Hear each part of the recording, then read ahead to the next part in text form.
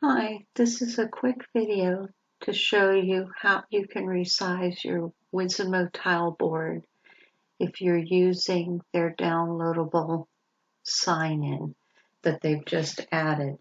So normally when you go to use Whizzimo, you would go to the website whizzimo.com and log in. Right now when you log in, they've added a new way to do that. A downloadable program that makes your experience when you're teaching better. So if you have a Windows-based computer, you would use this download, or an Apple-based, or you can continue to the web login that you've done before. Just a main reasons they did this because it eliminates some of the glitches that would sometimes happen in Whizzimo because it was going through the Chrome browser or other browsers. Sometimes if people didn't clean their cache in their browser or they're running a lot of programs on it, that can cause issues when you open up Whizzimo in the same browser. So they created this to avoid the issues that would come up with browsers when they're using Whizzimo. So if you download this and follow the instructions, you would no longer open Whizzimo in your browser. You wouldn't see all your browser tabs. So what you would see instead, I'm going to open my Whizzimo in that, but let me first show you what you would have. This icon on your desktop that you would click on when you're ready to open your Whizzimo. And then once I open my Whizzimo, I have it, that icon is pinned down here on my taskbar.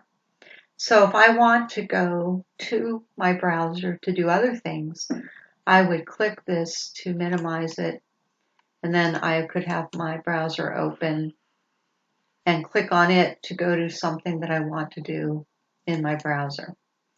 All right, so once you do open the Whizzimo in the browser, you can see it gives you a little more room because there are no browser tabs or bookmarks taking up the top area. And you can maximize it so it fills your screen. And anytime you want to go to something else, you would hit that minimize and it would go shrink back down into your taskbar. And then once you have the tiles up, you don't have the ability to go to the browser to resize tiles, but they do provide another way to do that. So that's the final thing I'll show you here. If you go up to view here in the corner, if you see you have a zoom in option and a zoom out option.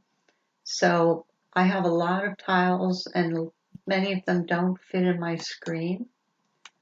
So if I hit zoom out, that will reduce them. I can also hit Control and the minus sign, which they mentioned there on the key as a shortcut.